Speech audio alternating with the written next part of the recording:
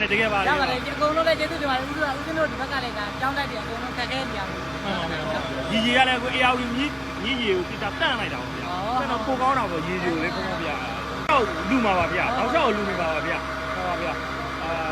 မနေ့9နာရီကိုစပြီးတော့ဟို run လို့ရပြီပေါ့ဗျာဒီနေ့တော့ဒီကားကြီးက10နာရီမောင်းလို့ရတယ်ဗျာကားလည်း6000ဒီကားလည်းရေသက်ကားလည်း6000ပေးပါတော့ဗျာဟုတ်ပါဗျာအခုဒီကလေးတောက်ကြရတယ်ရေဘူးလေးနဲ့ဒါလေးနဲ့ပုံတောက်ကြည့်လိုက်ဘူးဒီလို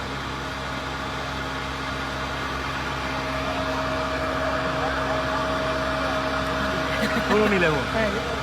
အတိုင်းပဲပုံမှန်ဦးစင်းတို့ဟို ရေးသက်နိုင်တယ်နော်ဟုတ်တယ်နော်ဘို့နော်တကယ်ကောင်းတာဟိုဝမ်းသာပါလား မြင့်ရတာနောက်တယ်လေ ဟုတ်တယ်ပြည့်ရတာ ကဲမလို့ကဲရောကဲမလို့ကဲ မြင့်ရတာတော့မြင့်ရကပ်ပြီးတော့ခိုင်းအကြီးကားတာအဲ့လို ကျေးဇူးတင်ပါတယ်